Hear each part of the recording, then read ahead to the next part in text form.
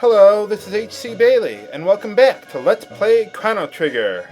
Last time we were almost finished exploring the castle. We got Luca to join the party, and ignore that chest there. It doesn't contain much that's useful anyway. It contains better stuff in the future! Whoa, what's his problem? He seems awfully tense for some reason. Well, yeah. Oh, he's sneaking out at night. I wonder why. The queen has a frog to guard her life? No wonder she was captured. I mean, what's the frog gonna do? Jump on your face and, scare you a little bit, maybe? The Chancellor goes to the Cathedral every day. Now, this chest contains the bronze mail that you could have given to Chrono, but it contains something much, much better in the future, so don't open it right now. And if you do this, examine the wall. Whoa! That's weird. I don't even know how I found that in the first place, but anyway, we're done here. So now the only place left to explore is the Cathedral. They said there was something fishy about it, so, oh yeah, I gotta equip Bandana on Luca because her speed is woefully lacking. And one thing I would do, on my way back through the forest, I want to get Luca to learn her flame toss because that'll be very useful in the near future, because some enemies are going to be weak to fire there. So I'm going to take care of that in the forest and meet you outside. Okay, let's rescue the queen and buy some provisions first. Now you might be asking, H.C. Bailey, if Marley disappeared, how could Chrono and Lucas still be in the past, as a consequence of going back in time in the first place to rescue her? Well, the first thing that you have to understand about this game, especially if you decide to play it and you don't want to go insane, is that the game applies temporal physics very selectively. Doing things in the past will only affect things in the future so long as the game cares. If the game doesn't care, you could practically murder the entire kingdom of Guardia, and there would be no consequences in the future. Now, obviously, just your mere presence in the past would have dramatic ramifications on the future, let alone talking to random people like these nuns. But for the sake of simplification of the plot, the game thankfully ignores this, and doesn't overanalyze what might really happen, which I have done many times in my life. Apparently, this nun thinks I'm delicious, much like my fiancé. Oh, yeah! We need a place to rest forever! It's a hairpin. Guardia's royal crest.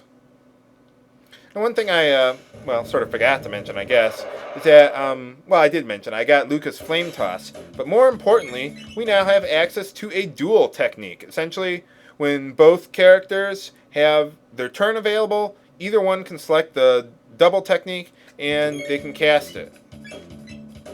So essentially, Fire Whirl is a combination of Flame Whirl, or Flame Toss, and Cyclone. Combo! There we go.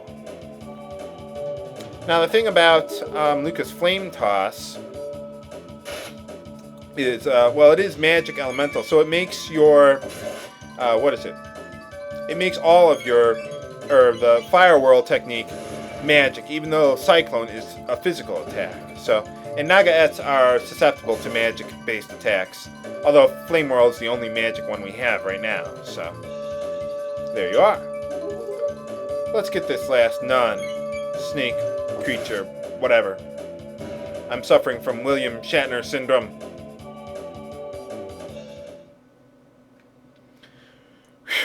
Alright, we made it. Holy crap! Holy crap! Oh, well, thanks a lot, giant frog thing with a cape. I'm not gonna take you with me. You're a complete stranger. And a frog. I hate frogs! Get away from me!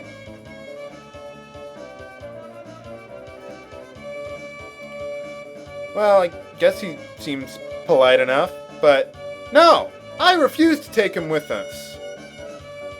Uh-oh, it's a but thou must situation! Okay, we'll take him with us, yes. What's your name, Froggy? Frog! Okay. sounds fair enough. Well, there we are. Okay, let us search the environs for a way to move forward in the game. You gotta play the organ, it's the only way. I don't think there's a clue as to why.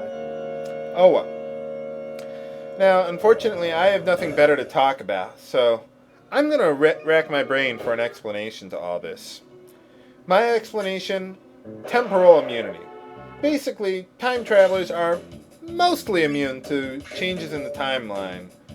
I mean, the game never explicitly states this, but it makes it pretty obvious. So, why did Marley, a fellow time traveler, ultimately die in the game? Well, my guess is that the game assumes that over long periods of time, like centuries, minor events in history, such as talking to random strangers, will have a negligible impact on the future. So, as a result, changing the past will usually not undo future events, like going back in time. However, if your great-great-great-great-great-great ancestor was killed, this would directly affect your very existence, so you die! Now, does that make 100% sense? No, but that's the way the game applies temporal physics, so we're going to have to deal with it.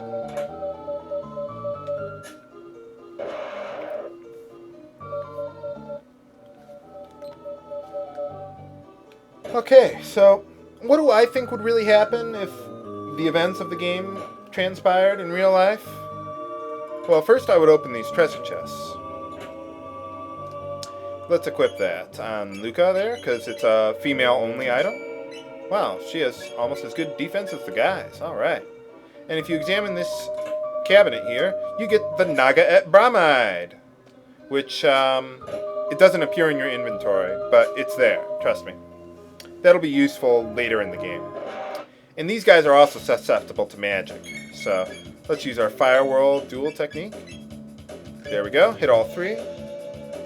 See, most likely, I think that if we went back in time and caused the soldiers to call off their search for Leene, this wouldn't jeopardize Marley's existence. I mean, Leene would still be killed, because she deserved to die. But Marley would still exist because in her timeline, Leene existed. Her presence, or Marley's presence, would have simply created a new timeline in which she never existed. For example, you could go back in time to prevent, say, John Lennon from being shot, but he still wouldn't be alive in the future because that happened in a different timeline. However, if you don't believe in multiple timelines, then I'd still say Marley would exist. Her presence would have already somehow been taken into account of the events that led to Leene's rescue. It would be like, again, using the same example, it would be like going back in time to prevent John Lennon from being shot. You couldn't do it because your attempt to prevent him from being shot would have already happened, and failed, and your future self would have failed to prevent it in the first place. And you wouldn't have known that because you were in the past relative to that you're going back in time. So that's my explanation. And if you believe that bullshit, well, too bad.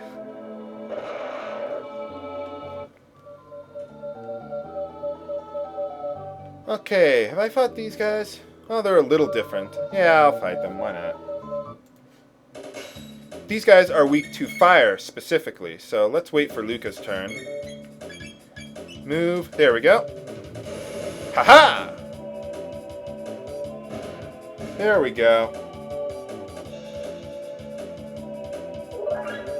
And we gained another level. Yay!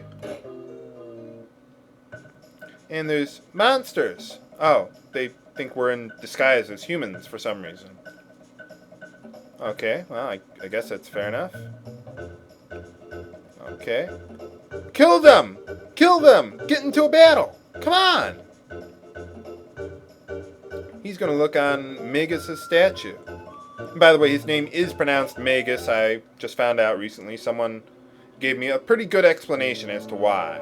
So, I always thought Magus was pronounced Magus, like Magi. I thought Magus was the singular form of Magi, but apparently it's still pronounced Magus. I found definitive proof that that was the case. So now before entering this room, I'm out of time. So that's all for this episode of Let's Play Chrono Trigger. Next time I will continue through the Cathedral and try to rescue Queen Leene. This is H.C. Bailey, signing off. Have a good day.